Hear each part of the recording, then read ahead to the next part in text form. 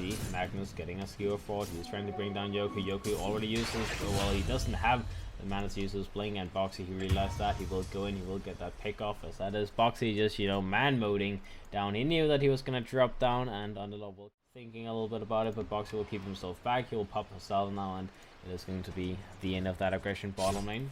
AfterLife still just farming happily ever after. 12 lasters on this Underlord, and okay, let's see in the top lane. We actually had an aggressive move coming out from the Clockwork, as Butch will be able to finish down the Morphin. We do have the Disruptor and the as a part of the lasters in his lane, but I guess same thing for the Disruptor. So overall, it is a small lead to the side of friends. You can see almost 1,000 gold and 1,000 experience, so laning stage is going that way. With the draft, I'm not really too sure which team I would favor at any point. Like, I feel like both teams have a well-balanced lineup. They have decent team fight on both sides. They have decent skilling on both sides. So I guess we just have to see what the first couple of fights looks like. We do have Boxy getting his level 6 and instantly popping his RP in the Queen of Pain's face. We'll get Push again, popping his Illuminate, coming out, and oh, painful. There was Sal available, but I'm not sure that's enough. We do have the trouble, a little bit of trouble as he does go in from the side, but going in from the side, that was maybe not the right play, as the Clockwork did bring down that Disruptor. We do have the Clockwork surviving, bottling up as much as he can. We do have the Vengeful Spirit with a rotation, trying to bring down Bignum, as Bignum is taking a lot of fractal damage, and Oho barely keeping himself alive. The Rocket is on cooldown for 5 more seconds. Let's see if the Rocket can do anything, as now the Clockwork block pushed back. Morphin dropping very low, will be taken down by that Rocket, as that is going to be a 2-0 in the top lane, as Evil Corporation come out on top of that. The Clockwork staying around, just, you know, in case he could help in any single way, and helping with the power cost, meaning that they're thinking about going in on him. They want to pop that AfterLife Underlord. They want to shut him down, and they may be able to do so. Let's see, AfterLife is trying to get himself away from here. Hookshot comes out, not actually hitting onto AfterLife though. He will try and get himself away, and let's see if they can get the kill quick enough. They will be able to get the kill quick enough, knowing that that level 1 ultimate is going to take a long time to channel, so they will find that hookshot initiation. Push still surviving, and the Illuminate will get the kill onto Bignum's Eye. We do have the Morphling fighting on, as the battery still will end. Yoki comes in from the side. He will go with the Sonic Wave instantly, as the Clockwork will be taken down. He is trying to bottle himself up. He will be denied by the Vengeful Spirit. He even pops a taunt, just like, you know, stalling his way through, as Yoki will not even be able to get that one kill, as popping his Sonic Wave, making an earned rotation, and not even getting a kill. That is going to be the saddest thing in Yoku's day right now. Meanwhile, Magnus, you know, farming.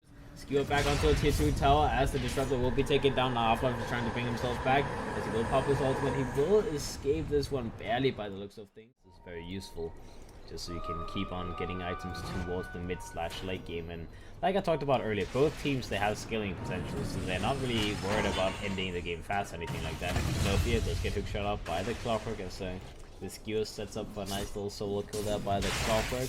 Boxy will be sent on his way back towards the mid lane, which he doesn't really mind too much.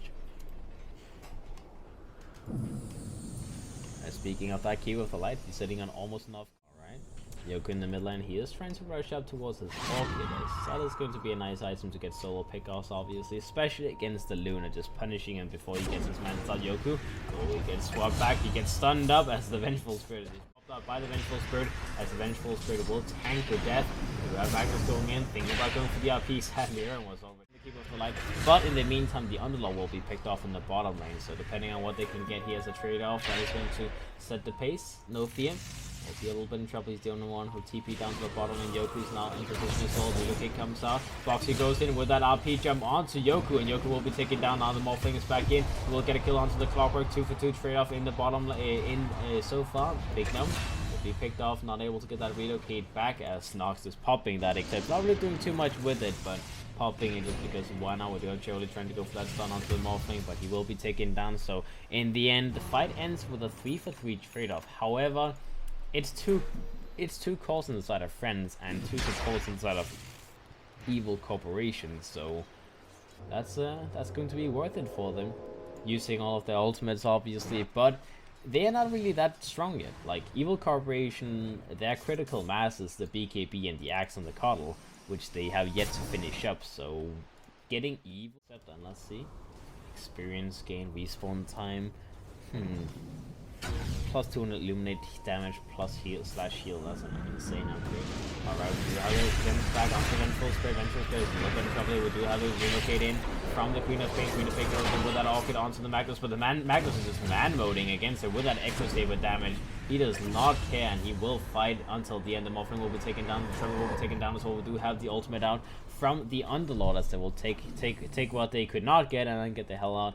But still, Morphling not able to get any kills. The Disruptor dropped down, and Evil Corporation, they just like took that fight, which was forced upon them, and they won it without having to use anything.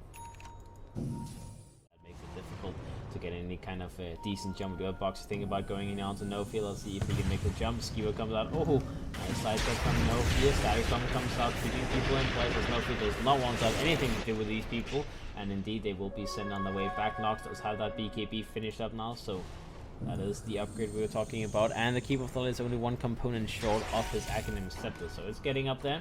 The Magnus is thinking about a BKB as well. He has 2.5k gold, so he needs roughly 1500 to finish. Vengeful Rocket in the face, and the Clockwork will finish him off, so a little pick off there.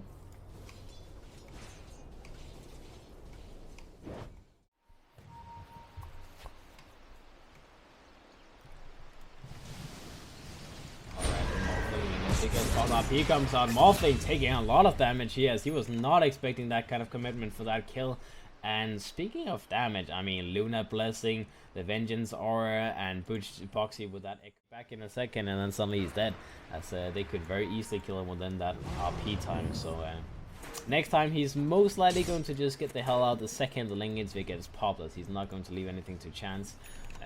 Very big pick off, and he lost a lot of valuable gold as he was getting close to that Eagle song. So dying when you have so much gold banked up is not so fun. You lose a lot of gold because of that.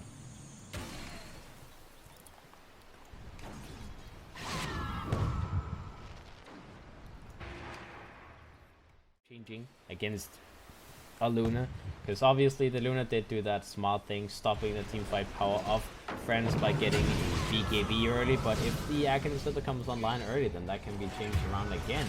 Evil Eye will be picked up in the middle lane, so a nice jump there with that E-Blade fresh from the market. Will be used by the Morphling. Bignum will be taken down by Nox, just blowing people to bits with that Eclipse and the right click damage. They will try and get themselves out. That's okay, Foxy scaring people away. He was thinking about going for that RP, but it's like you cannot really RP them when they're going for that. They can take away the wards from the side of Friends, just making sure they don't have any kind of vision, and Butch will be able to find all of these wards eventually. See, okay, National Sign will jump onto it, have his BKB available, will pop his BKB. It's nice, you know, good mix of pure damage, magic damage with your spells, and then the right click damage. We have Evil Corporation coming in from the side, trying to go for a flank.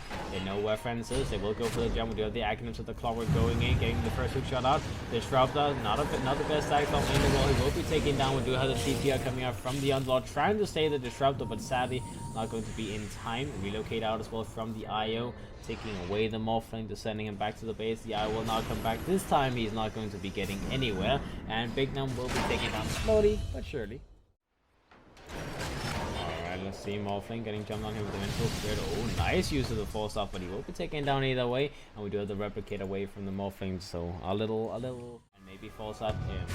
Buyback to come out. Yoku does get swapped, just making sure it does not. Oh, that's a nice hook shot coming out from the Clockwork, and he will be able to jump in. BKB gets used by Yoku, but he's taking a little bit of damage now. We do have the glimpse back on the Luna, just sending him back to the bottom, and he actually popped his BKB, but a second too late, so he ended up being in the bottom lane anyways. We do have Box in the meantime, jumping into the base, getting the kill on that Disruptor. They will secure themselves towards the Underlord. The Underlord will be taken down as the next one. The Pipe only doing a little bit of a job to keep him alive. Bignum in the base has been hookshot again by the Clockwork, and the Cox will finish him off, as that is going to be forcing one buyback on the Underlord, one on the Morphling. Another hookshot going in onto the Underlord, just pushing him away, as this Clockwork is giving so much space to the Luna. We do have the Magnus sitting here for the time being. He may be a little bit in danger. Will pop his BKB. Will control item is going to be pretty nice.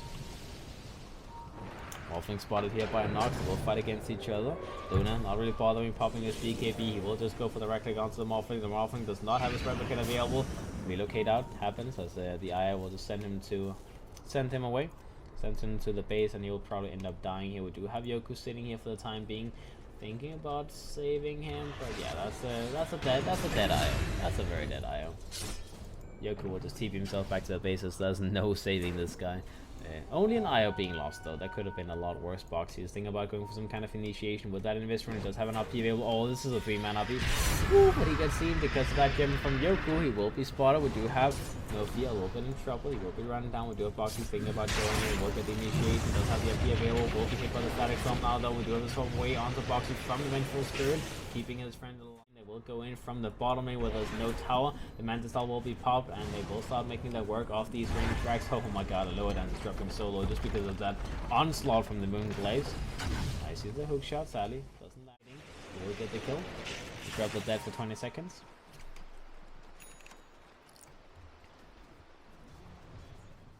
Send away.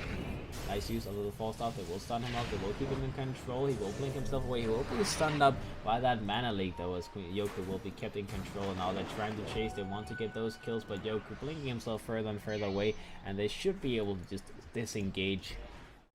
I mean, there's a limit to the insanity. 4,500 health. You're never gonna burn through that.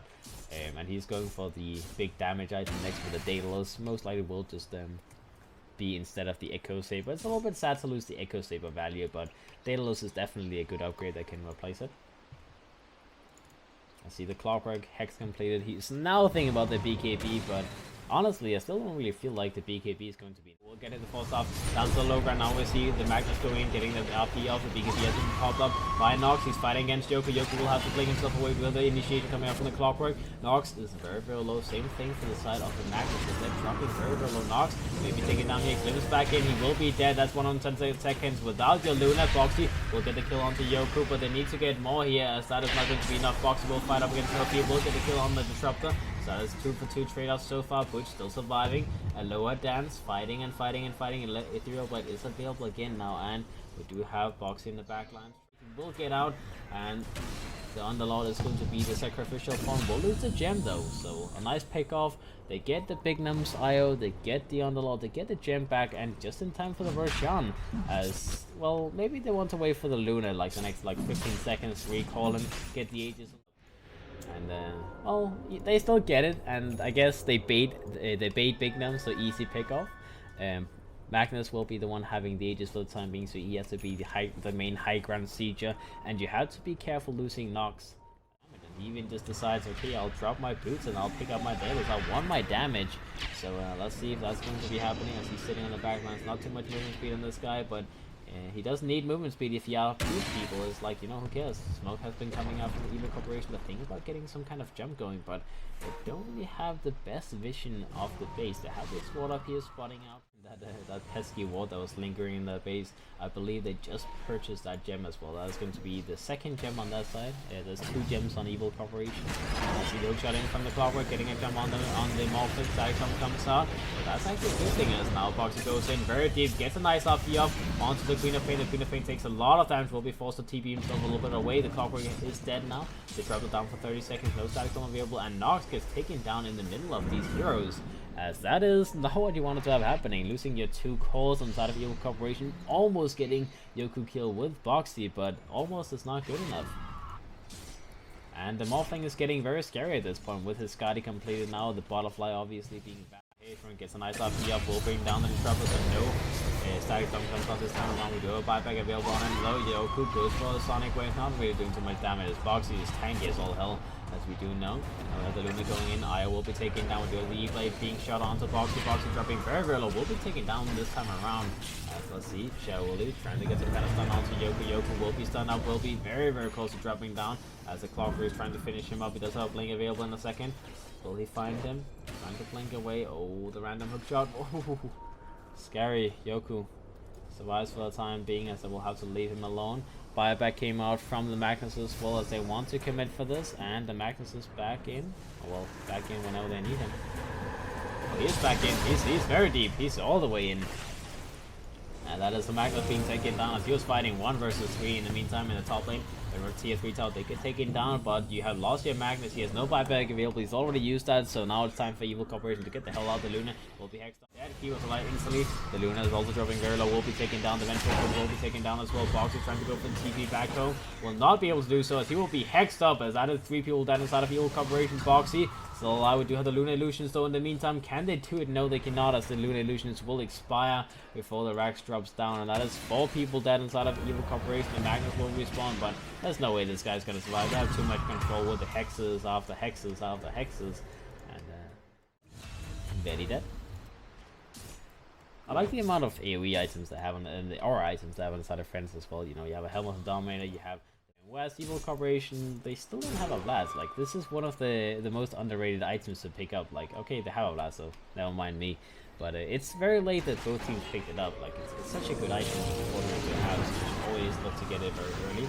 AfterLife will be alive for the time being. Info got to shut off. We do have Cheroli in the backline taking down. Vengeful is dead. Magnus taking a lot of damage here. Yes, that onslaught from the Morphling doing so much work. Nox will be mad fighting up against the Morphling, but the Morphling is going to bring him down. Butch now being the next one. ALOHADANCE, he's just fighting against everyone. Ultra kill on this Morphling, and in the back lines that is going to be the Clockwork dropping down. Full 5-man team wipe on side of Evil Corporation as they lose everyone. Buybacks available. 50 gold is definitely what they need right now. You might as well take it down. We do have the reload, the smoke gang coming up from the side of Evil Corporation. They're trying to wrap around. They have a rough idea of where Friends is, as they did see that shrine being worked on. But let's see if they can get the jump. They go in for AfterLife. They get a jump on after the reload. Will break them down instantly. Relocate coming out from Big Gnome. Sadly, not in time. Barely off mark.